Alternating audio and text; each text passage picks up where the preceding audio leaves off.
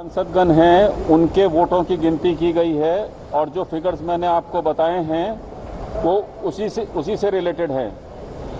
चाहे भले सांसद ने अपने संसद भवन में वोट किया हो या स्टेट असेंबलीज में वोट किया है, सारे मेंबर्स ऑफ पार्लियामेंट के वोट की गिनती मैंने आपको बताई है अभी।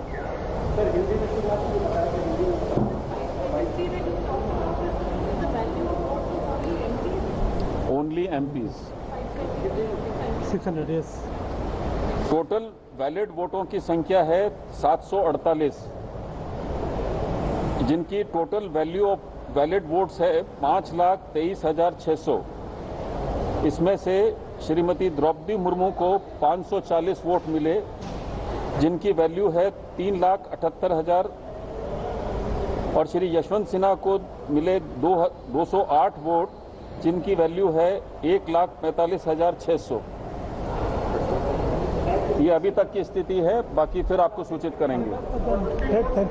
15 वोट इनवैलिड हुए हैं।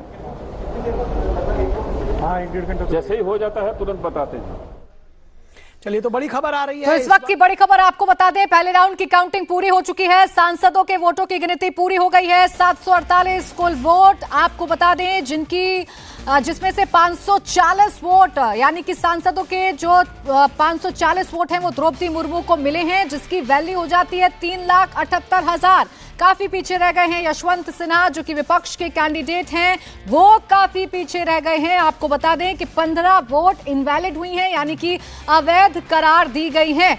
बड़ी खबर इस वक्त की, सांसदों के वोटों की गिनती पूरी हो गई है, पहला राउंड पूरा हो गया है। कुल जो 748 ये वोट हैं, जिनमें से 540 वोट मिले हैं द्रौपदी मुर्मू को, और इसके साथ ही साथ अगर हम यशवंत सिन्हा की बात करें तो वो काफी पीछे छूट गए हैं। और अगर बात करें हम इनवैलिड वोटों की, तो 15 वोट कुल इनवैलिड हुई हैं 748 वोटों में से, क्योंकि यशवंत सिन्हा को कुल 208 वोट ही मिल पाए हैं। अगर सांसदों की बात करें तो अब दूसरा राउंड शुरू होगा, यानी अब विधायकों की काउंटिंग शुरू होगी। पहले 10 राज्यों के विधायकों की काउंटिंग की जाएगी, लेकिन बड़ी खबर इस वक्त की यह है कि द्रौपदी मुर्मू काफी आगे निकल चुकी हैं। जिस तरीके की संभावनाएं जताई जा रही थी, जिस तरीके से नंबर्स की बात की जा रही थी कि द्रौपदी मुर्मू ही 15वीं राष्ट्रपति बन सकती हैं इस देश की, कुछ इसी तरीके से पहले राउंड के जो रुझान हैं वो बता रहे हैं। पहले राउंड में द्रौपदी मुर्मू आगे हैं, 540 वोट उनको मिले हैं। 748 कुल वोट हैं सांसदों के, जिनमें से 15 वोट इनवैलिड हो गए हैं,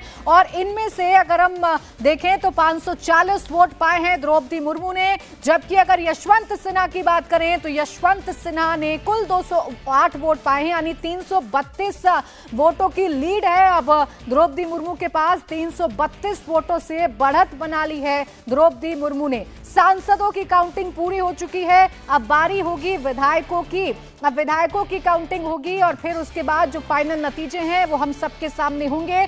लेकिन जो सबसे पहला रुझान सामने आया है सांसदों की काउंटिंग का, सांसदों की वोटों का, तो वो रुझान ये है कि यशवंत सिन्हा 332 वोटों से पीछे हैं, द्रौपदी मुर्मू 540 वोट पाकर आगे निकल गई हैं।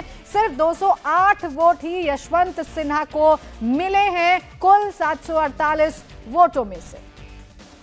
टोटल वैलिड वोटों की संख्या है 748, जिनकी total value of valid votes है 5,23,600। इसमें से श्रीमती द्रौपदी मुर्मू को 540 वोट मिले, जिनकी वैल्यू है 3,78,000, और श्री यशवंत सिन्हा को मिले 208 वोट, जिनकी वैल्यू है 1,45,600। ये अभी तक की स्थिति है, बाकी फिर आपको सूचित करेंगे। तो पहला रुझान सामने आया, पहले रुझान में द्रौपदी मुर्मू आगे हैं 332 उन्होंने वोटों से बढ़त बना ली है, चूंकि सिर्फ 208 वोट ही मिल पाए हैं यशवंत सिन्हा को, जबकि 540 वोट मिले हैं द्रौपदी मुर्मू को। हमारे साथ हमारे पॉलिटिकल एडिटर देवेंद्र पाराशर इस वक्त जुड़े हुए हैं। देवेंद्र, जिस तरीके से उम्मीद जताई जा रही थी उसी तरीके का पहला रुझान, बड़ी बढ़त द्रौपदी मुर्मू ने बना ली है। जी हाँ, निश्चित तौर पे। और अब जो ये बढ़त है आगे और ये बढ़ती ही जाएगी और यशवंत सिन्हा के लिए लगभग नामुमकिन रहेगा अभी ये कहा जा सकता है कि इस गैप को फुल कर पाना। और इसमें कोई अनएक्सपेक्टेड नहीं है, ये एकदम से एक्सपेक्टेड था। दूसरी चीज़ कि जिन 15 सांसदों के वोट इनवैलिड हुए हैं वो निश्चित तौर पर आगे देखने वाली दिलचस्प बात रहेगी कि क्या ये जानकारी सामने आ पाती है, क्योंकि आसानी से इन्फॉर्मेशन नहीं मिल सकता कि आखिर किस सांसद का वोट इनवैलिड हुआ। लेकिन ये माना जा सकता है इस लिहाज से कि सत्ता पक्ष ने जिस प्रकार से अपने सांसदों की लगातार ट्रेनिंग दी थी, और न सिर्फ ट्रेनिंग दी थी बल्कि मॉक ड्रिल भी कराया था वोटिंग का, और उसमें बाकायदा कहा गया था कि अगर एक भी सांसद का वोट इनवैलिड हुआ तो फिर से सारी प्रक्रिया दोबारा की जाएगी जब मॉक ड्रिल कराया जा रहा था। तो माना जा सकता है कि सत्ता पक्ष के शायद इसमें बहुत कम वोट हो जो इनवैलिड हुए होंगे सत्ता पक्ष की तरफ से। विपक्ष के तरफ से ऐसी कोई ट्रेनिंग नहीं थी, तो संभव है कि उनकी संख्या ज़्यादा रही होगी। लेकिन बड़ा मसला ये है कि देश की पहली आदिवासी महिला, और आज की तस्वीर को अगर आप देखें तो दो तस्वीर आपको बहुत ज़्यादा नज़र आ रही है। पहली तस्वीर वो जो कि एक जंगल से निकलकर दिल्ली के देश के सत्ता के प्रमुख केंद्र दिल्ली के रायसीना हिल के सबसे बड़े दफ्तर में पहुंचने की तैयारी में दिख रही हैं। और हमारे ठीक पीछे जो आप प्लेटफॉर्म देख रही हैं, इसी प्लेटफॉर्म पर रिटर्निंग ऑफिसर आएंगे और द्रौपदी मुर्मू जब जीत जाएंगी तो उन्हें उनका सर्टिफिकेट देंगे, जीत का सर्टिफिकेट देंगे। तो एक तस्वीर ये है। दूसरी तस्वीर एक और दिख रही है जो कि कांग्रेस पार्टी की महिला नेता हैं सोनिया गांधी, किस प्रकार से परिवारवाद के सहारे सत्ता में उनकी धमक बढ़ी और आज उनके ऊपर भ्रष्टाचार के गंभीर आरोपों के बीच, जिसमें कोर्ट भी इन्वॉल्व है और उसके तहत जांच एजेंसी उस मामले को लेकर पूछताछ कर रही है, जिस पे इतना ज़्यादा प्रोटेस्ट हो रहा है। तो देश की एक जो दो तस्वीरें आप देख रही हैं एक ही दिन में, ये वाकई बहुत ज़्यादा दिलचस्प है। एक तरफ द्रौपदी मुर्मू, दूसरी तरफ सोनिया गांधी से पूछताछ को लेकर। फिलहाल अगर सत्ता पक्ष की बात करें तो वो पूरी तरह से तैयारी में है। और दिल्ली के इस जगह पे यहाँ पे द्रौपदी मुर्मू अभी हैं, ऐसा नहीं है कि इनका निवास स्थान है, ये एक सरकारी घर है, लेकिन टेम्परेरी कुछ दिनों के लिए उनको यहाँ पे रखा गया है। और यहीं पर ठीक हमारे पीछे शाम का समय लगभग रहेगा जब रिटर्निंग ऑफिसर एक बार जब पूरी काउंटिंग हो जाएगी उसके बाद आएंगे उनको जीत का सर्टिफिकेट देने के लिए। फिर प्रधानमंत्री नरेंद्र मोदी, देश के तमाम केंद्रीय मंत्री, सांसद, वो सारे लोग आकर यहाँ पर द्रौपदी मुर्मू को बधाई देंगे, जिस पहले चरण में उसका सीधे सीधे रुझान दिख गया है और आगे ये फैसला बढ़ने ही वाला है। बिल्कुल। देखिए देवेंद्र, ये तो जरूर कहा जा सकता है कि चाहे ट्रेनिंग की बात हो, चाहे कैंडिडेट के चुनाव की बात हो, चाहे तमाम जो प्रो चीजें थी या फिर जो तमाम स्ट्रैटेजी बनाई जा रही थी उसकी बात हो, एनडीए काफी आगे निकल गई। जो यूपीए थी, जो मुख्य विपक्षी दल है या जो विपक्षी दल है, वो काफी पीछे रह गए। वो तो ठीक से ट्रेनिंग भी अपने सांसदों को नहीं दे पाए कि कैसे आपको वोट कास्ट करनी है। हालांकि ये तो आगे पता चलेगा कि 15 कौन से वो वोट हैं जो इनवैलिड हुए हैं, लेकिन संभावनाएं हैं कि विपक्ष के वो वोट हो सकते हैं।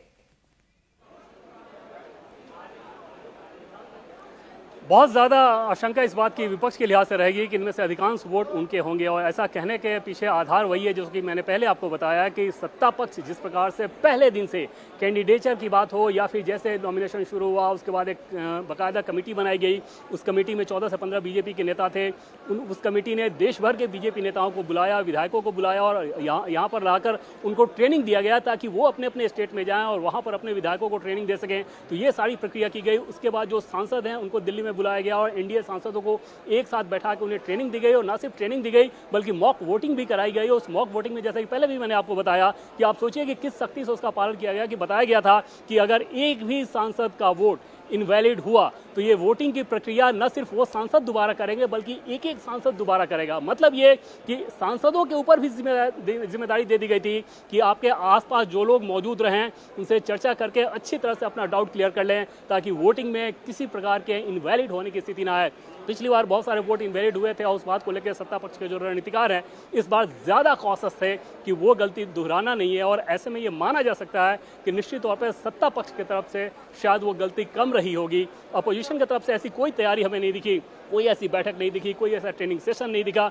पूरे राष्ट्रपति के चुनाव की प्रक्रिया में कैंडिडेचर से लेकर वोटिंग तक कहीं ऐसा दिखा नहीं कि अपोजिशन बहुत ज़्यादा सीरियसली लड़ रहा हो। और अगर ये इतना ही टोकन के तौर पर सिर्फ लड़ाई लड़नी थी तो एक सवाल ज़रूर पॉलिटिकल कॉरिडोर में खड़ा होता है कि फिर इसकी ज़रूरत क्या थी। अगर लड़ना था तो फिर मजबूती से लड़ना था। उनके पहले कैंडिडेट ने मना कर दिया, दूसरे कैंडिडेट ने मना कर दिया, तीसरे कैंडिडेट जो कि 84 साल की उम्र के हैं उनको आगे किया गया। वो अपने स्टेट में अपने सहयोगी दल को अपनी बात नहीं समझा पाए। तो ये सारी चीज़ें बता रही हैं कि सत्ता पक्ष और विपक्ष के बीच किस प्रकार से एक बहुत बड़ा फासला था राष्ट्रपति पद के उम्मीदवारी को लेकर, राष्ट्रपति पद के चुनाव को लेकर।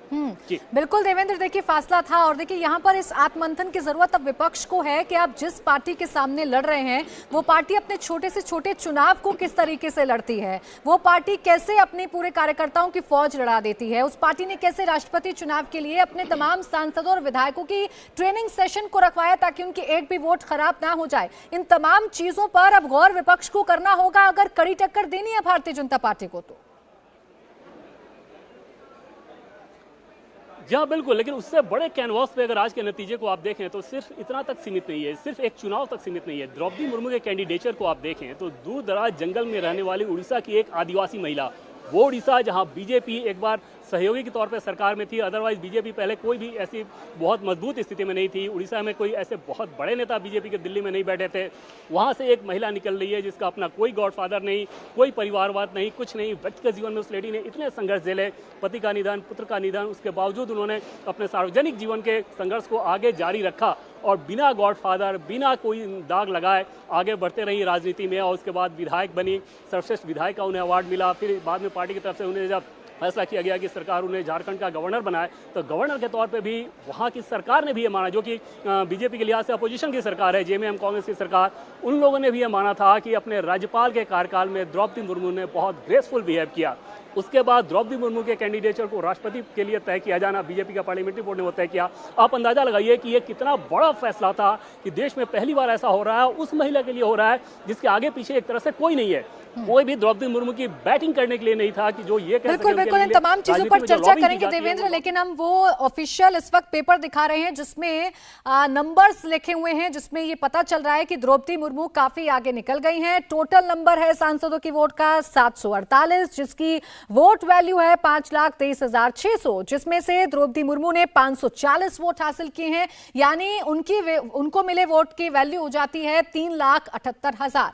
जबकि यशवंत सिन्हा जो कि अपोजिशन के कैंडिडेट थे उनको मिली है 208 वोट, जिसकी वोट वैल्यू है 1,45,600, यानी कि यशवंत सिन्हा काफी पीछे छूट गए हैं। 15 ऐसी वोट हैं जो इनवैलिड हुई हैं, यानी कि जो अवैध दी गई हैं काउंटिंग के दौरान। यानी जो शुरुआती राउंड में बढ़त बना ली है द्रौपदी मुर्मू ने, बड़ा मुश्किल है कि यशवंत सिन्हा अब इसे पाट पाएंगे। यशवंत सिन्हा अब द्रौपदी मुर्मू के करीब पहुंच पाएंगे। इंडिया टीवी हर वक्त हर जगह डाउनलोड करने के लिए सर्च करें इंडिया टीवी न्यूज।